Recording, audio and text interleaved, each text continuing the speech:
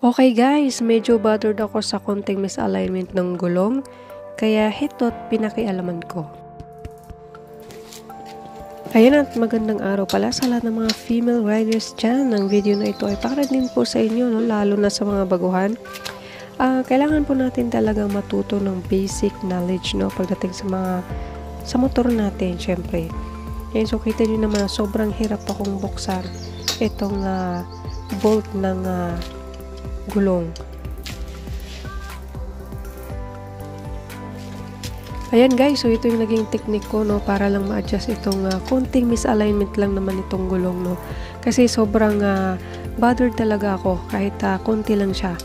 Hindi ako mapakali dahil siguro dahil pipiyaya ko ng Misamis Occidental at malayo yun.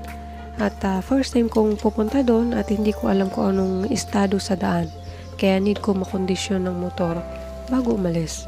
Gusto ko yung mag-ride na kampante ang isip ko at kondisyon ang motor. Lalong-lalo na malayo ang pupuntahan. Bali last month guys, no, pina-adjust ko yung chin nitong motor. Kaya nakita ko kung paano nila buksan. Ayan, so maganda din na dinala ko muna sa shop para at least mayroon akong guide. So, sa kakanood ko rin siguro sa YouTube, no, napanood ko na yung guide para maging tuwid yung gulong is yung line, no, na nandyan sa gilid, sa baba ng bolt. Makikita nyo sa first nitong sa umpisa nitong video, no. So, yun yung magsisilbing guide para maging tuwid yung gulong sa pagkakakabit.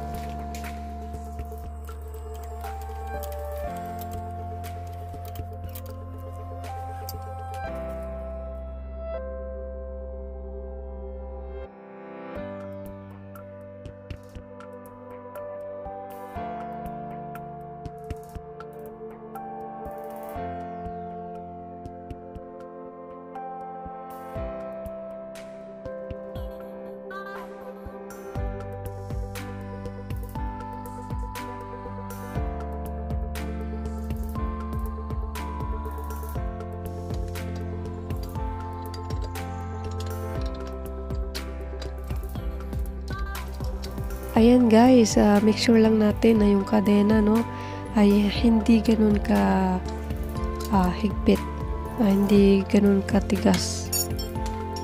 Tama ba? Hindi mahigpit. Luwangan nyo siya ng mga 1 inch kasi baka maputol siya pagka walang space, no, kumbaga walang space, ganun. At make sure na higpitan nyo yung pagkakabalik nung bolt. Ayan. Ayan, so satisfied na ako dito guys. Sana may napulot kayong bagong aral dito sa video na to, no? Sa mga female riders dyan na huwag kayong matakot na kalikutin yung mga motorsiklo nyo. Importante na mayroon tayong alam kahit basic lang, no, katulad nito.